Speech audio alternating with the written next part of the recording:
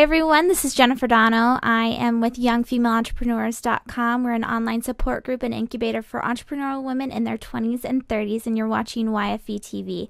And today, on this particular episode, we do it every Thursday at 6 p.m. Pacific Standard Time, 9 o'clock Eastern. And this particular episode, I have on a number of guests. The first one is actually Shanley Knox. She is the founder of the Nakate project, which is very exciting, and somebody that I've been following for a little while now. And I actually was on her blog last night and probably lost an hour or so going through all of her writing. It's fabulous. You guys will love her. But she's going to be sharing with us her perspective on the Kony 2012 viral marketing campaign that Invisible Children have going on right now. She does a lot of work in Uganda and will be sharing what she thinks about it, pretty much, and a little bit about her company and what we as young female entrepreneurs can do to help. So, very exciting. Along with her, we also have the Pageant professors on, they're going to be making their YFE profile debut. There's 4 of them. They're co-founders, and they're going to be sharing a little bit more about their company, what it means to be a young woman in business, and to partner with other young women as well. So I am on chat. If you guys have any questions for Shanley or for the Pageant professors as we go, this is an hour long, so you're more than welcome to chat in a question. We're on, if you go to fb.me/YFETV, just to make it a little bit more complicated for you, you can go ahead and chat in there. But since we do have a lot programmed in, I'm going to go ahead and cut right over to Shanley. So if you can bring her up. Hi, Shanley. Thank you so much for coming on the show today. Hi, yeah, sure. All right. Well, why don't you tell us a little bit about yourself? Because you are someone that built a business around your passion, much like the women that we have later on in the show. And so maybe tell us a little bit about why you started it and what you do. Okay. Well, I started the Nakate project in late 2010.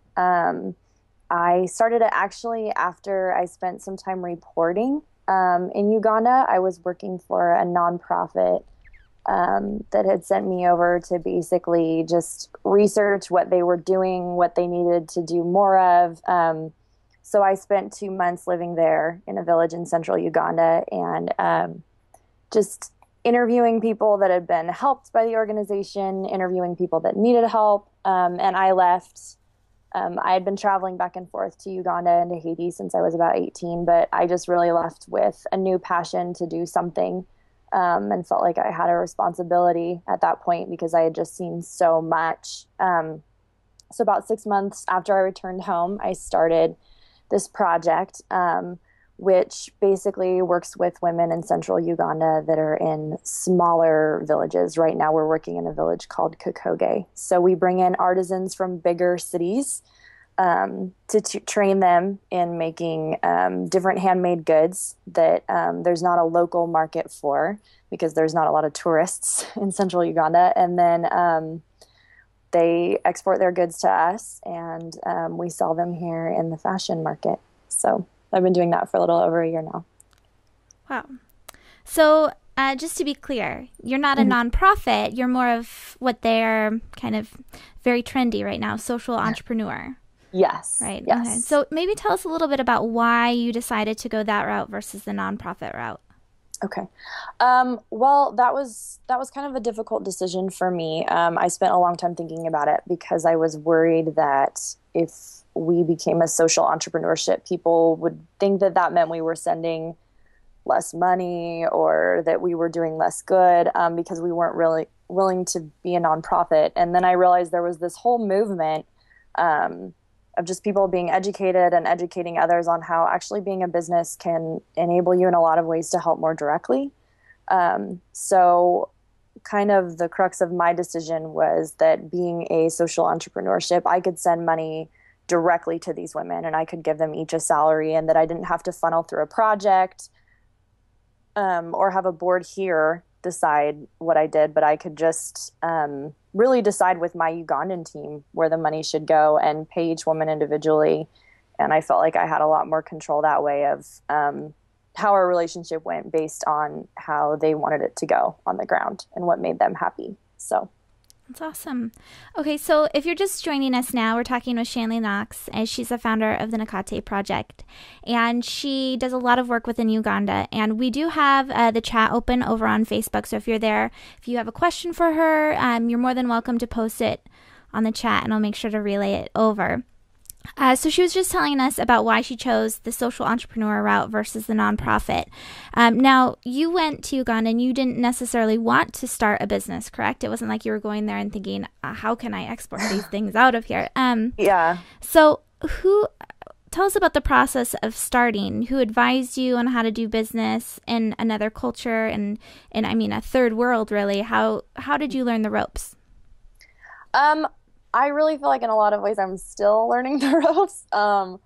But really I was very fortunate because I went over with a nonprofit that was small. And so they were willing to give me a lot of support in starting, just as far as conversations and advice. And they had been there a lot longer than I had.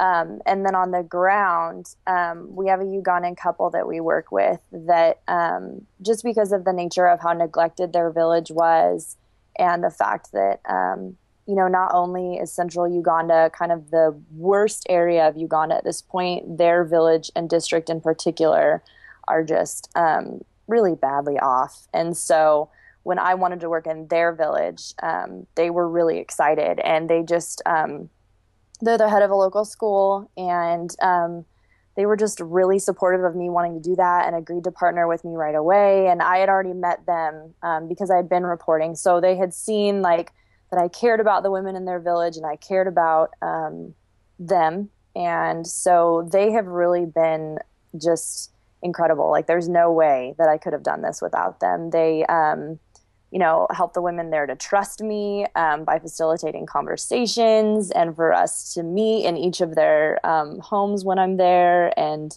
just talking to me about, this is how we do things in Uganda. This is something cultural you need to understand. And then I also have a friend there. His name's Morris, and he's in his late 20s. And a lot of times he works as my translator or just kind of giving me advice on the culture. And he's really tech savvy. So, I'll take a laptop over for them and he'll set them up with internet and set them up with Skype. And so he's been really helpful as well.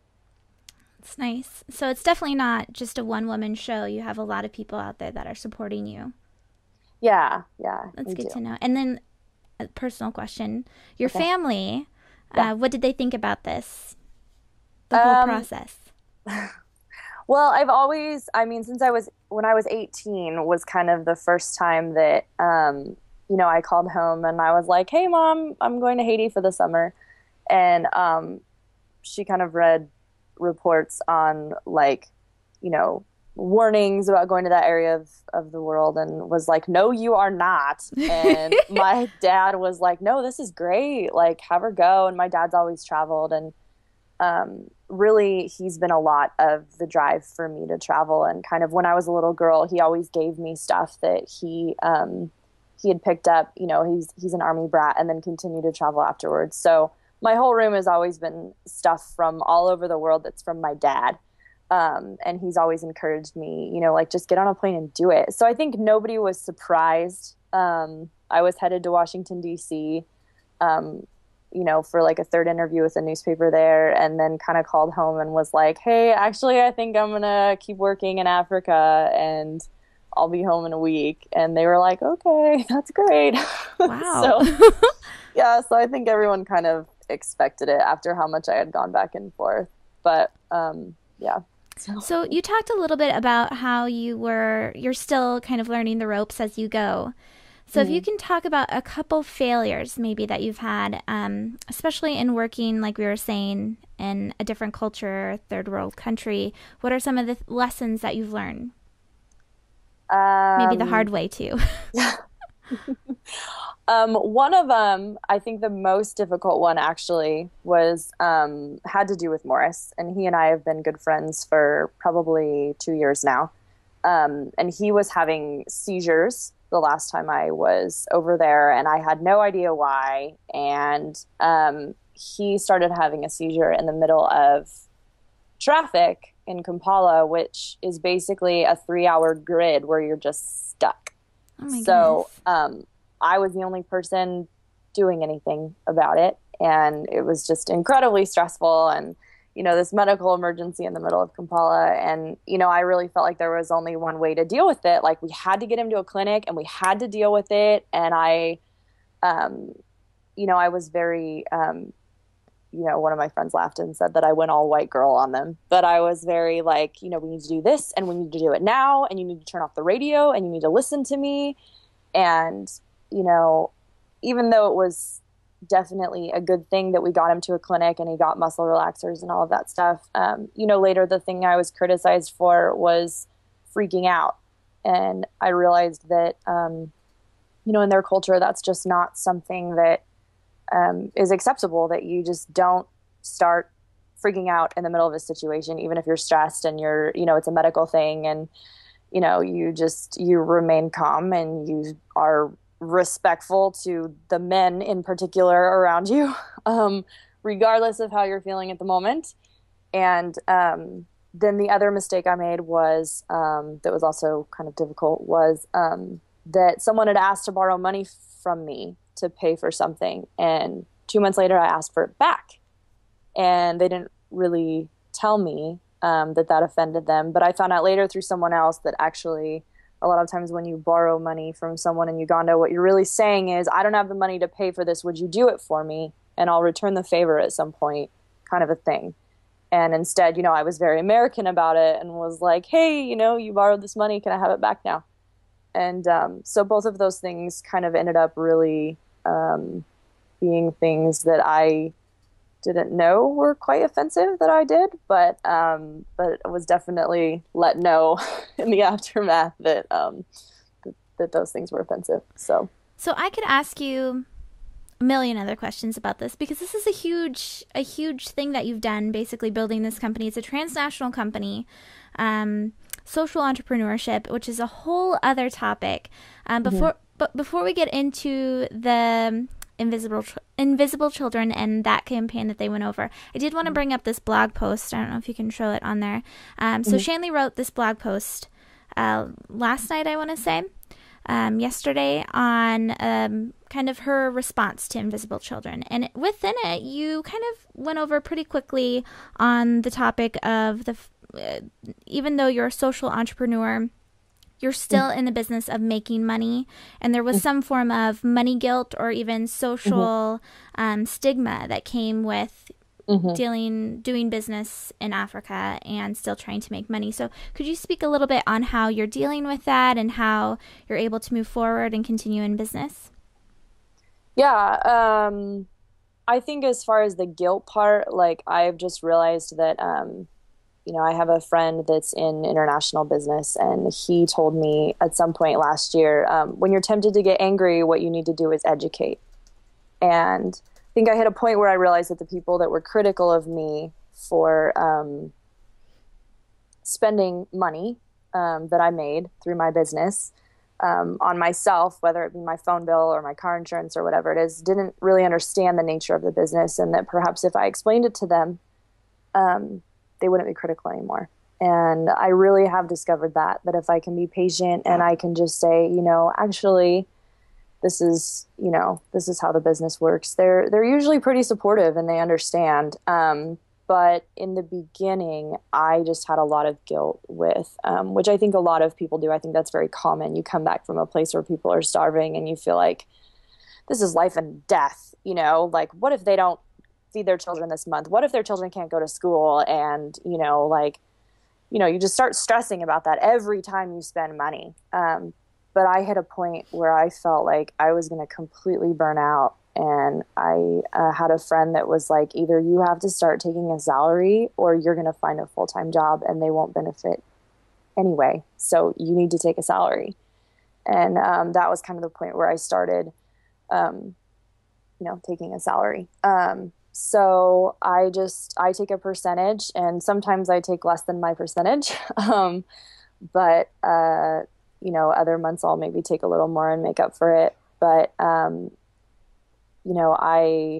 I just have worked really hard to kind of talk to people that are in business and that understand the business and can help me with, budgeting and figuring out how much is fair to pay myself. And that continues to kind of be an ongoing thing that I'm figuring out. But, I realized, I did found this, and I am the one that's, running it along with other people. But without me, it would cease to exist at this point. So, I need to be able to take care of me. So that's kind of been a lesson that I've had to learn. So, like I said, there's probably 100 other questions I could ask on that, but I did want to get to which you just showed, the Kony 2012, and what Invisible Children has done. And within that same blog post where you talked about the money guilt, being a social entrepreneur, you use the line, you say Uganda's been working to save itself for a long time now.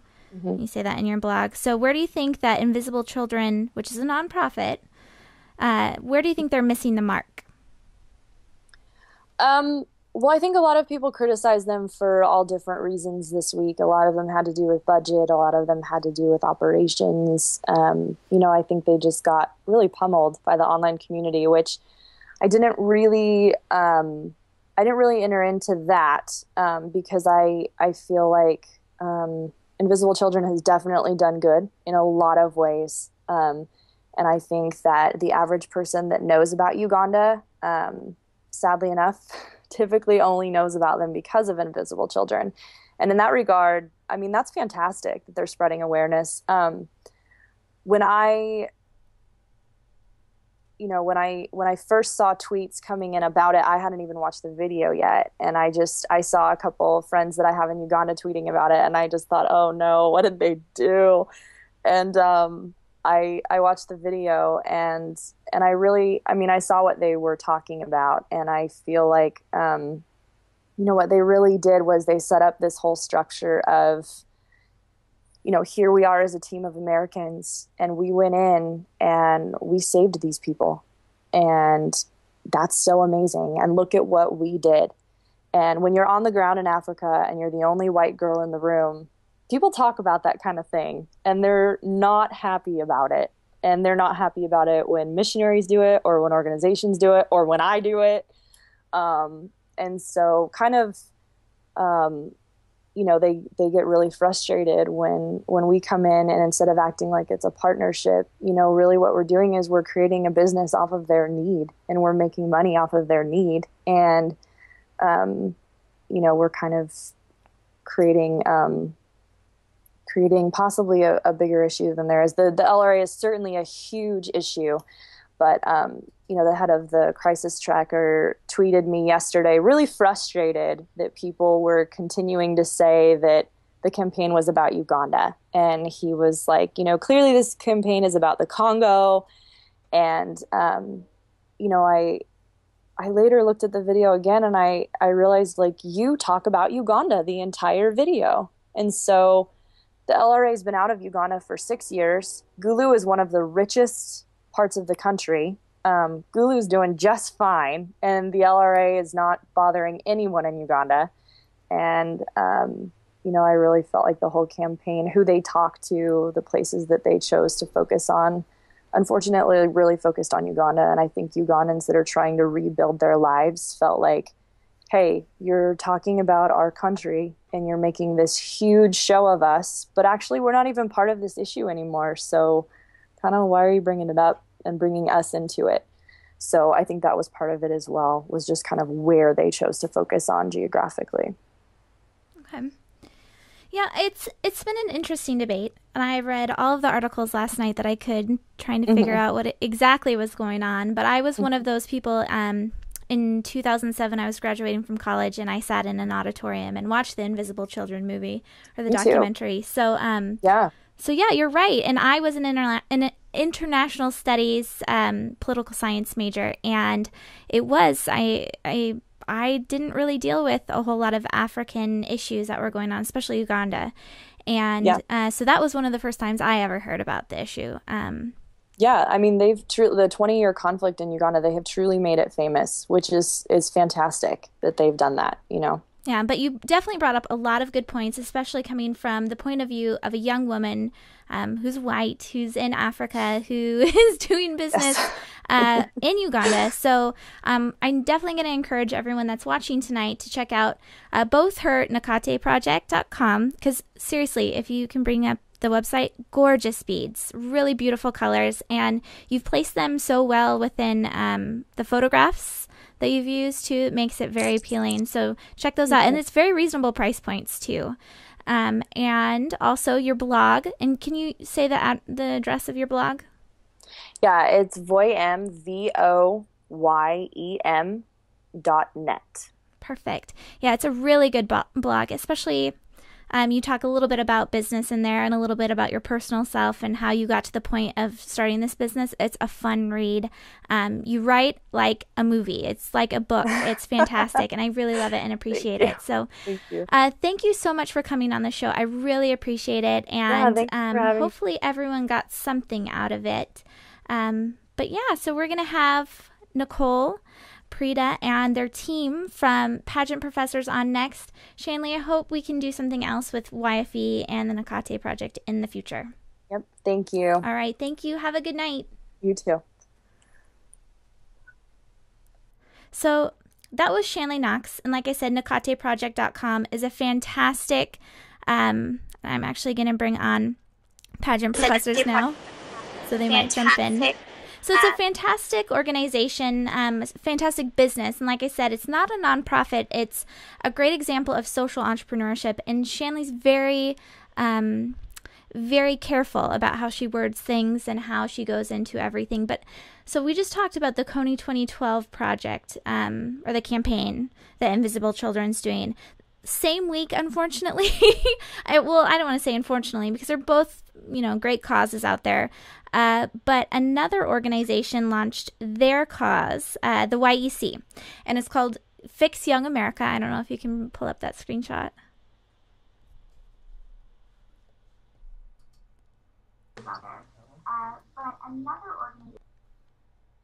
No, that's Time Magazine. That's close, though. So this screenshot is the next one. I think it's number 4. Yeah. So anyway, it's the YEC Fix Young America piece, and you can go to fixyoungamerica.com to find out all about it. But the YEC is a nonprofit, and they advocate for entrepreneurship as a solution to unemployment and underemployment in America's youth. And so right now they're running a big campaign using Indiegogo, and they've been featured in countless magazines. Scott Gerber, I'm sure all of you have heard his name. He's on MSNBC, he's on CNN. Every channel that I click on, he's got his face on there somehow. So yeah, they have this little thing where it's Pass the Baby, and you're able to go to fixyoungamerica.com and actually enter in one of your solutions, because this is a solution-based campaign where they're saying, what do you suggest would be the fix-all of America's unemployment? Awesome. So Pageant Professors is YFE's latest profile, and like they said, there's 4 of them, and they're at every corner of the country. We have Nicole and Prita, who are at the top. They were actually featured in the profile. And Nicole, where are you at? I'm sorry? Where are you located? I am in Maryland. In Maryland, that's right. And then Prita, you're in New York? I'm in D.C. I'm technically in Atlanta for work right now for a couple more weeks, but I'm based out of D.C. Awesome. Okay, let's fix this up a little bit. So now we've got Allie and Courtney on too. And Allie, where are you located? I'm in Scottsdale, Arizona. Perfect. Okay, and Courtney, where are you? I'm in New York City. Okay, so if you are just joining us, we have Nicole.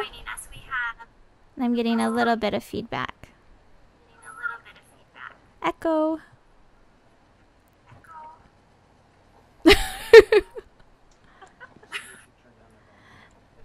You look like the Brady Bunch in all our little squares. I know, it's cute. So if any of you have headphones, I know we did a little rundown at 5:30, and so this is my fault. Or if you can turn down your volume or mute it so we just make sure that we have no echo. So Thank you so much for being on the show and for being patient while we get everything queued up. There's always something fun that happens when we bring people on Skype, and these women are incredible. Their stories are phenomenal. They have, again, something like what Shanley was on talking about. They had a passion and they turned it into a business, and they are unique because it is 4 young women that have come together and are building this business, and it's a fairly new business. I believe you guys you're almost in your first year anniversary. We are.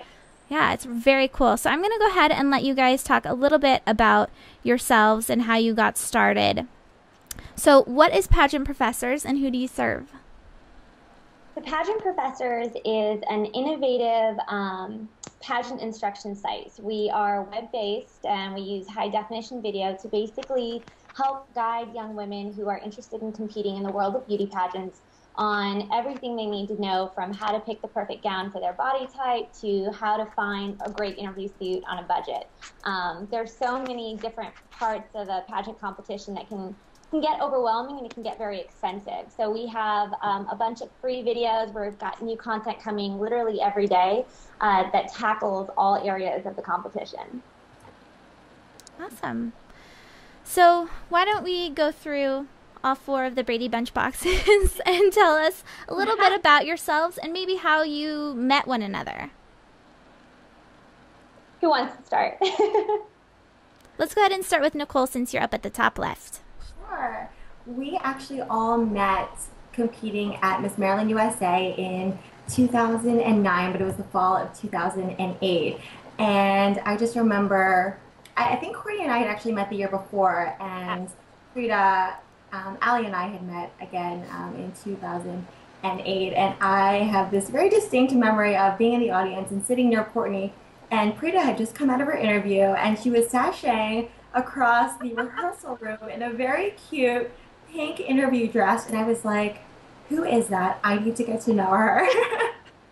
And so the relationship just really blossomed from there. Later that year, we all went to Vegas for Miss USA, and really our friendship has just, obviously grown from there. All right, so before we move on, now you're a title holder, correct? Yes. And you're Miss Delaware? I'm Miss Delaware International, 2012. Yeah. And you're a title holder, Prita, of, what's your title? I'm Miss District of Columbia International 2012. So Nicole and I are actually competing together at the end of July for Miss International in Chicago, Illinois. Yeah, that's incredible. And then Allie and Courtney, are you title holders as well? I'm a past title holder. I was Miss Maryland Teen USA 2003, but now I just coach others in their dreams. Incredible. And Allie? Oh, we can't hear you, Allie. Oh no, we have Allie muted. Allie is competing. I was on mute because of the feedback button. Oh, there we go. So I'm competing in business.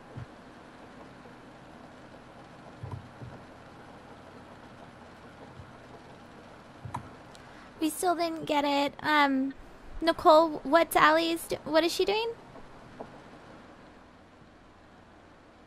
We are actually going to be in Arizona, in Phoenix, at the end of the month. Allie will be competing in Mrs. Arizona America 2012, and we hope to be rooting for her at Mrs. America later this year. Wow, very fun. All right, so now that we went over all of your titles very quickly, because I think that's an important piece of your business is that you've all been there, you've conquered, and you're now ready to pass the torch down to other women. So Prita, maybe tell us a little bit about yourself and how you got into Pageant Professors. So Pageant Professors actually started because the 4 of us, after competing together, we stayed very close friends, as Nicole mentioned. So we would go for kind of monthly or quarterly brunches together. And there was actually one brunch where we spent about 4 hours talking about nothing but pageant stuff. And it was, oh my gosh, did you see that competitor? She was fantastic. Did you see that other girl that should have won, but her gown was, not fitted right or whatever? And we just went through all of this stuff. And my boyfriend, who actually has his own website that is similar but teaches tennis, came over to us and said, you know, you guys should just put this on the internet. You should just videotape your conversations, because so many young women will be able to find that helpful. And I think he was semi-joking, and we kind of just took it and ran. And so the last year has been fantastic, because when we're creating our topic list and when we're going through the content, it's just amazing how much stuff, I mean, we've been competing for years on end, but if we go back to what it was like the very first time we competed, there's just so many things I didn't know. And if you're new or not in the pageant world, pageants are expensive. An entry fee can be upward from $700 to $2,000. So when you're making that kind of investment, you want to make sure that you know everything you need to know when you're going into it. And so that's kind of the motivation, and that's what motivated us, is just think back on our experiences, everything that we weren't told or didn't know how to find out, and tell the world. Nice. Okay. And Courtney, how did you meet the pageant professors, and what's your background? Well, I met the girls. I met Nicole first at Miss Maryland USA 2008, and became instant friends, and then met Allie and Prita the following year when we all competed against one another. And my background, I've been competing in pageants for 12 years now, and then from my pageant experience went on into the modeling world, and which is why I'm living in New York now as a full-time model. And so I'm able to kind of take my modeling experience and my pageant experience and combine the two together, because there's so many tricks and tips that I learned about photography and how to walk in a gown and hair and makeup tips that work so well with pageant professors as well. Very nice. Now, you were saying that you help other women. Do you do actual in-person one-on-one coaching with women? I have for about 8 years now. I work with girls that want to compete for various different titles. I've worked with girls who've gone on to win their national titles, and I worked with a twirling company, twirling troupe that are actually world champions, and I coached over 60 girls for the twirlers to go on to compete for Miss Majorette of America. So I really do like to see the girls start from the beginning and work their way up to achieving their dreams. Very nice. Now, and Nicole and Prita, do you do any type of in-person one-on-one coaching as well? We do not. That's kind of where I think pageant professors came in, was just the ability. We had an overwhelming response when we first started the company as people who wanted in-person coaching.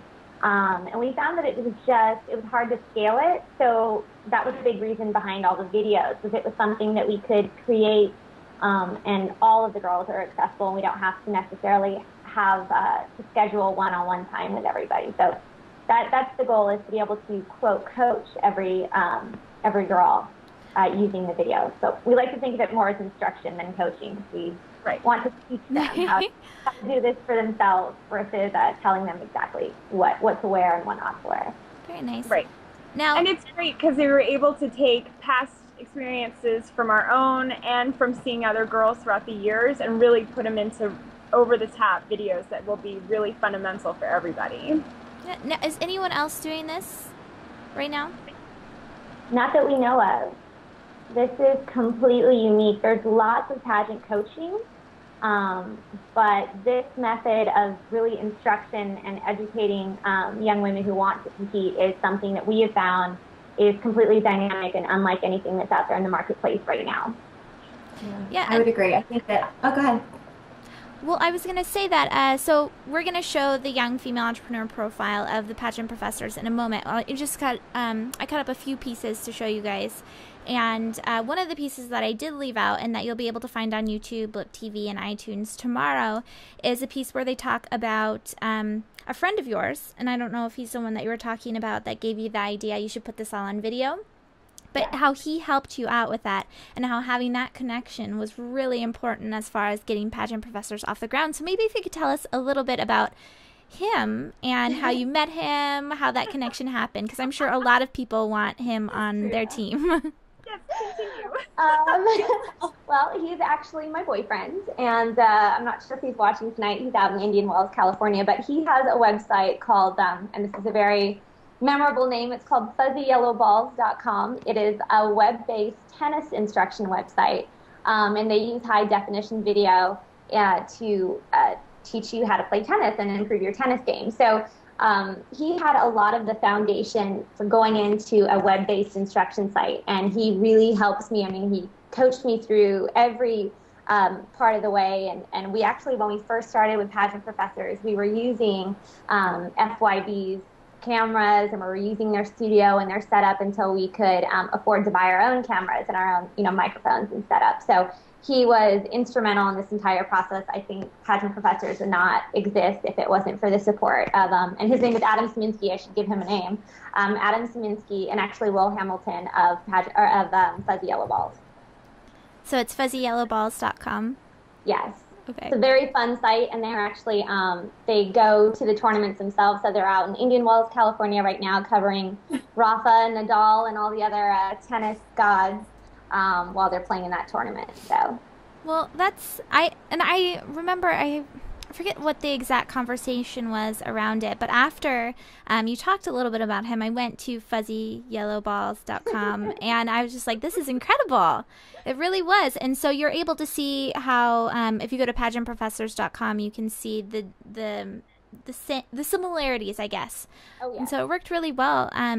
But before we go on any further, I wanted to play a short little clip of the Pageant Professors profile that we're going to have. It's going to go live on youngfemaleentrepreneurs.com. So just a short little 2-minute video, and then we'll cut back and we'll add some discussion. If you're over on Facebook watching this live, make sure that you chat in with questions since we have all of the ladies on the Skype call. This is your chance. The main difference is that most contestants are using a personal one-on-one coach. And so the benefit of that is obviously that you have someone that's dedicated and available, whenever you have a question and things like that. But, the purpose of the videos was really to reach a broader audience and at a much lower cost. Yeah, the scalability of it is, I think, really, really key. Yeah. There's obviously tons of pageant fans in the U.S., but even more abroad. And so we really wanted something where we could access everyone. I mean, for the most part, if you are looking for a pageant coach, you're kind of restricted to your geographical area. So if you're in a rural, city in Kansas, you might not be able to have that face-to-face time with a pageant coach because there might not be one in your area. So that's where we come in. Yeah, and just to tag on to that, we have a subscriber who's from Kenya, and she was asking us about some advice on entering, several pageants throughout the year, and we were just so overwhelmed by, just being able to reach the global audience. Reach a global audience.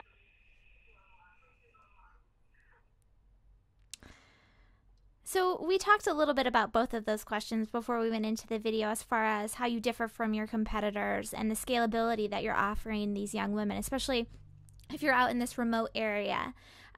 So there's a lot of ways that you can take this company. And if you want to talk, if you don't mind, a little bit, I know it's a little personal, but I'm sure a lot of the young female entrepreneurs that are watching this now will appreciate this.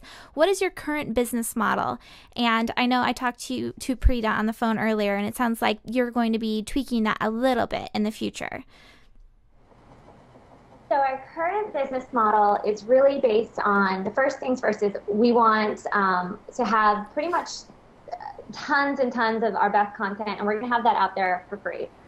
So we really want all of our viewers to be able to access the material and the information they need to get involved in pageantry regardless of their budget or their scale. We are currently working on a pay-for product that will kind of be the 201 level courses, if you will, about how to take your competition to the next level and how to really succeed. And so that will be marketed separately.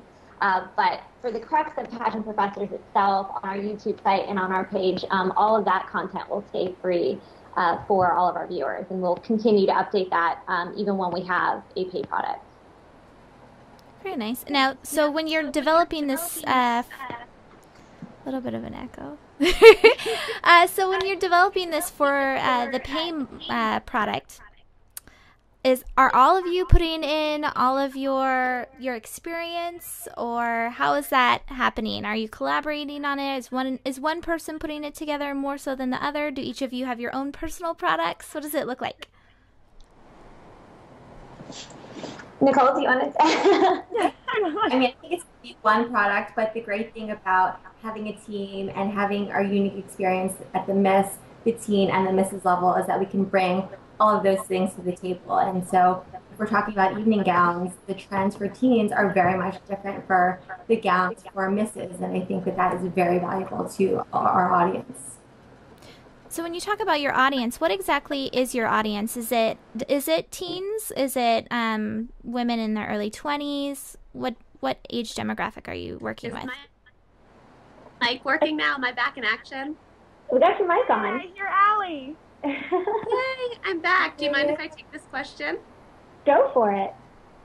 So what's really awesome about our team is that we do span, early teens, so 13 to the Mrs. level, which is about, can be 40 plus. So what's awesome is we all have experience at all the different levels, and the only level that we don't really deal with right now is kind of the toddlers and tiaras scene. We don't really focus on children pageants at all.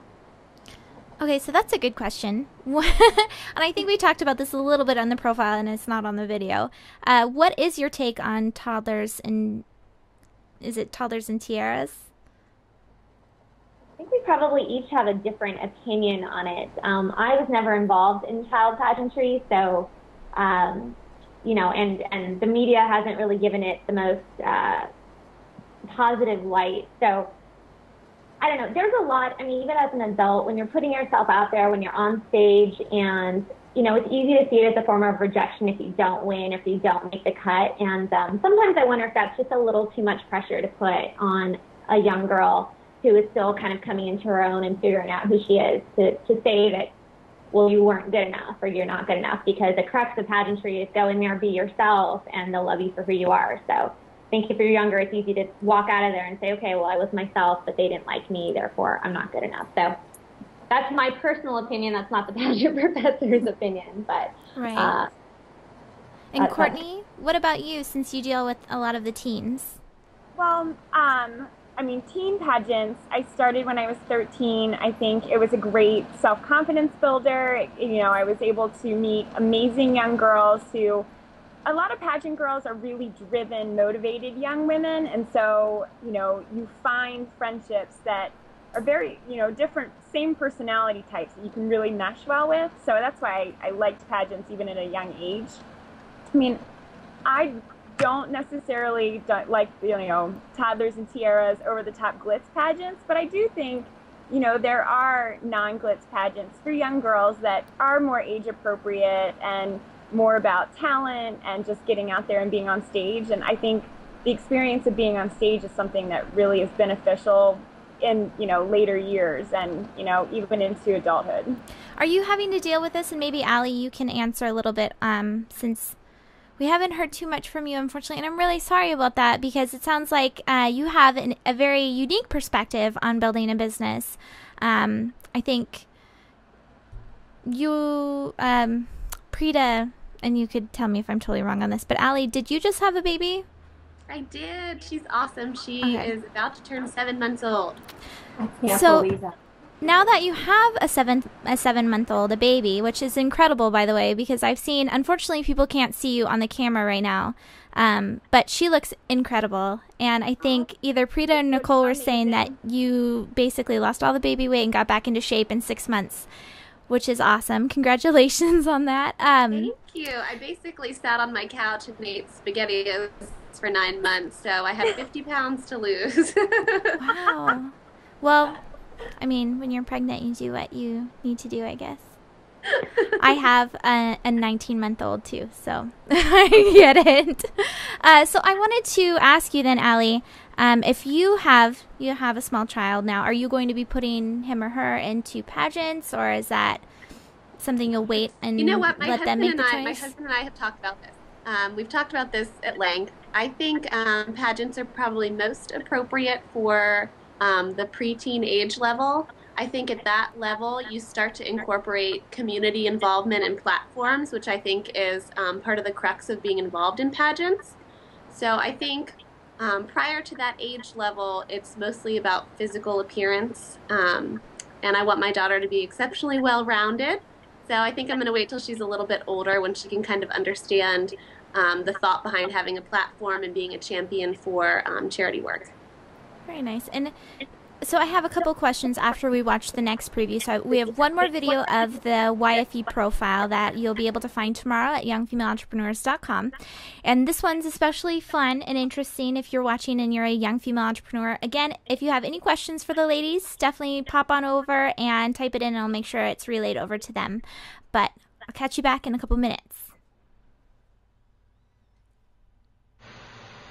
I don't think we're ever not working. It's so sad to say, but it's like, Yeah. you know, if we're working out or if we're shopping or if we're, you know, I was at the ice skating rink the other day and saw a girl whose styling I loved and thought it would be great for the, I mean, it's just, it's so hard to, I think, turn your mind off. I feel like everything I do and I see now, I automatically relate back to our business or how we can use that to, you know, to some way improve what we're doing online. I completely agree. Everything I see, everyone I meet, I see as another opportunity to, you know, like we said, collaborate or team up with, or include on the website somehow. Yeah, I think a great example is play tennis, and you know, we're out there playing tennis one day, and I was, this is a great workout. We should create a tennis workout for pageant girls who don't want to go to the gym but still need to you know, tone up for the, this is perfect. So I think it's examples like that of, you know, we have hobbies and try to do them, but somehow they always come back full circle to pageant professors.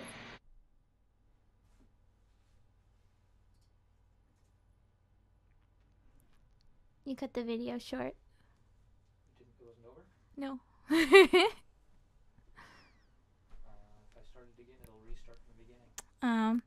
So you'll have to go to youngfemaleentrepreneurs.com to watch the rest of that piece, but it was about to go on to tips of partnering with other young female entrepreneurs, which I think is important. So I'm actually in the room right now in the studio with my dad, who I partner with for our web hosting company, Ovali. This is our Ovali TV studio, and we do a lot of videos in here.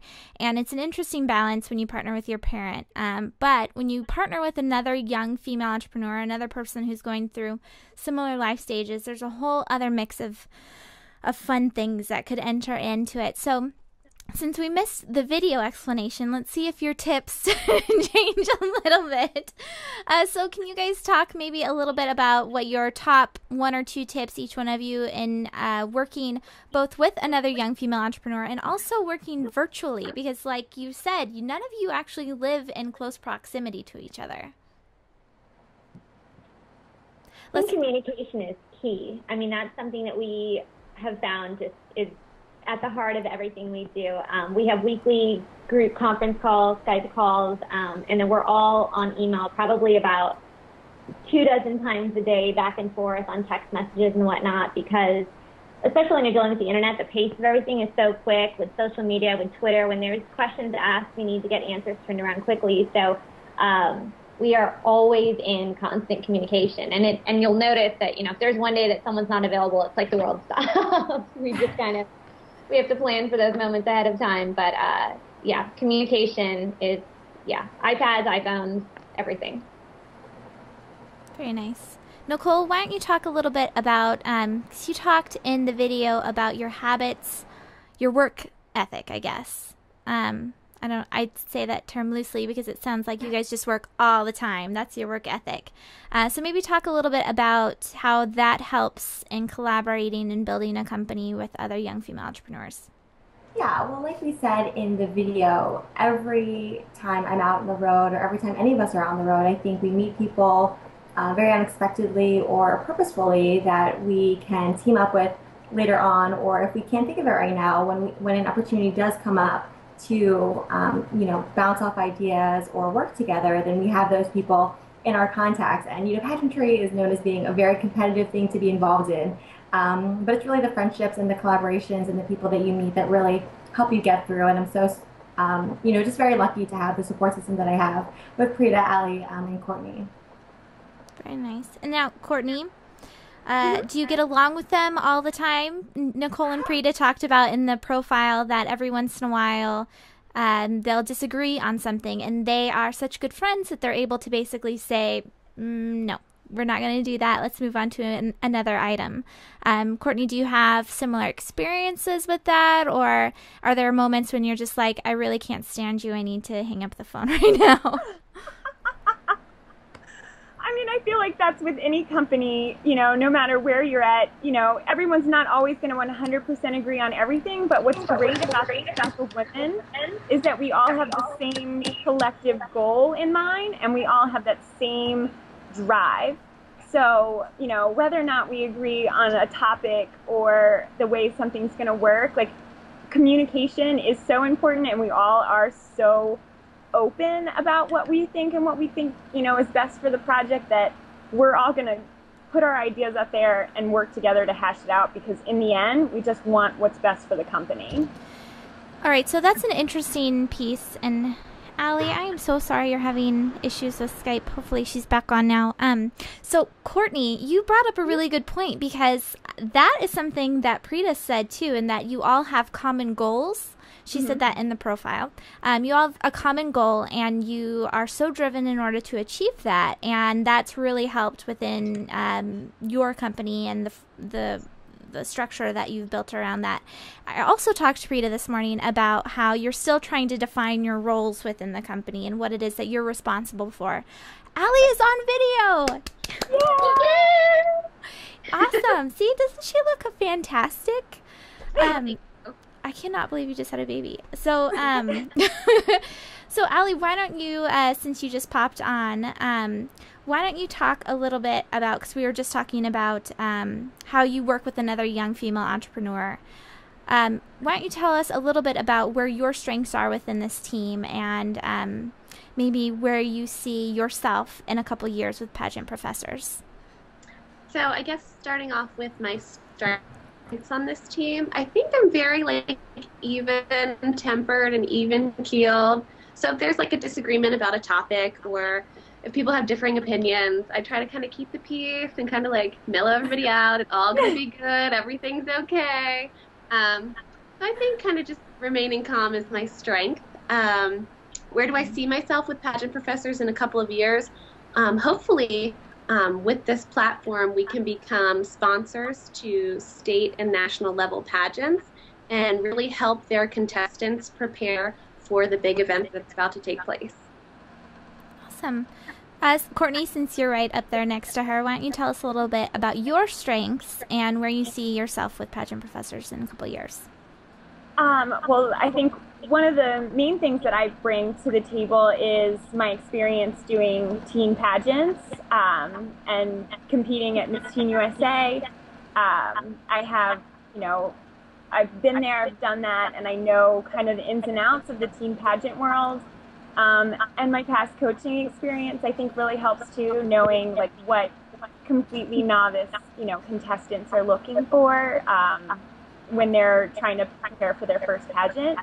And ultimately, my goal for Pageant Professors is to really, be the #1 pageant online network for any girl that's interested in getting into this field and really, enjoying and knowing every aspect that they need to know about the pageant world. And I really want to see Pageant Professors dominating. I like that, dominating. So Prita, tell us, it is aggressive. So let's hear from Prita. Maybe tell us a little bit about, again, same question, what your strengths are, and maybe even add in what your vision is for 2 years and how that differs from when you got started in the whole Pageant Professors building a business game. So in terms of my particular background, I luckily have the access to FYB and to Adam Saminsky and all of his knowledge. So I get to run with a lot of the business aspect of it, really working with the marketing, the online search engine optimization, building the brand, kind of online marketing a little bit. I also do a lot of the behind the scenes, the tech stuff, so the building the site, the editing the video, all of that is kind of me. But we all have pageant experience. So when we're talking about collaborating on an article or on a video, we each have varying experiences, and so I do too as well. And my first couple of pageants were a mess. And it's good, though, because I can look back and say, oh, my gosh, I had no idea what I was doing because no one told me X, Y, and Z. And so we get to create videos that address those. In terms of the future for pageant professors, to be quite honest, it's kind of drinking out of a fire hose right now. I don't think that we expected all of the attention and all of the following, and we're so appreciative and humbled by it. But it's moved at a much quicker pace than I think we expected. So we're still laying out the plans, but just like Ali said, I think our goal is to be sponsors at national and state level pageants. And a big part of that is to recruit girls to even get involved. There's so many girls that will come up to us and say, I'd really love to compete. I just don't even know where to get started or what pageant to be involved in. So I think that will be a big crux of it. And then again, like we're talking about the more in-depth videos. We've got our 101 courses, and now we're stepping it up to our 201 levels and going from there. So we really want to help guide these young women through every stage of the pageant competition. Very nice. So to wrap everything up, because I could go on and ask you a few other questions, but you'll have to go to youngfemaleentrepreneurs.com to find out more about them tomorrow when we'll air their full profile. And you saw a few photos in there. That'll be on the website too, and you can kind of get an idea of what their videos are like. But I want to wrap it up with Nicole, because we talked a little bit on the video about you, the undergrad, and the importance of going to college and what that says about you as a person. But Nicole, you actually have an MBA, so maybe talk a little bit about how you bring that MBA into the business. And also, same question as Prita, where do you see pageant professors in 2 years? And if you say the same thing, that's totally fine. And how does that differ from when you were first sitting around the table saying, hey, let's put this on video?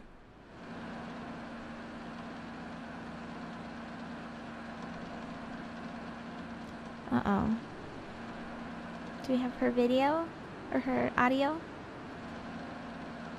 Oh, no. Oh, no. Nicole, are you Am I back? Oh, there we go. You're back. Oh, good. Yay! I think I muted the wrong thing. So background, I have a bachelor's in accounting and I have my MBA in finance. And so, you often hear that you shouldn't work with your family or your friends because you'll end up hating each other. So I think that I learned a lot about business sense, obviously, from the MBA program. I've learned to work with a lot of different teams, projects, and personalities. And so working with my best friends has certainly been an adjustment, but I think we've really created a community that is really fulfilling and, more fulfilling than it would be if we had developed it with random people that we didn't really know.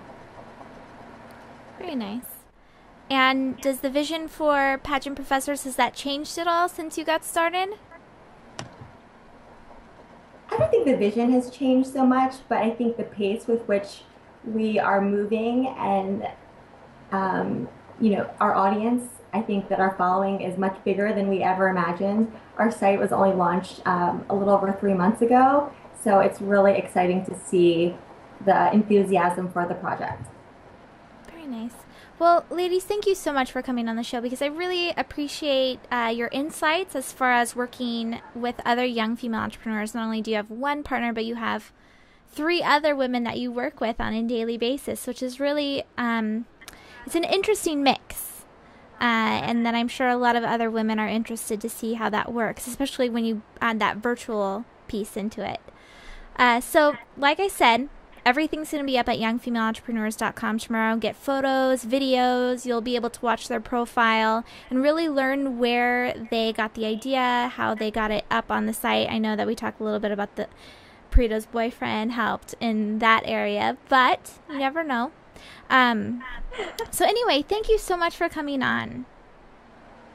Thank you for having us. All right, everyone. Well, have a good night, and hopefully we can do another chat soon. And I'm excited to see where Pageant Professors goes in the next year, because like they said, 3 months their site has been up, and it's just really taken off. And Prita, I talked to her earlier today, and they just were not expecting such a wide response to it. So it's fantastic. But anyway, you've been watching YFE TV with youngfemaleentrepreneurs.com. We do this every Thursday at 6 p.m. Pacific Standard Time, 9 Eastern Time.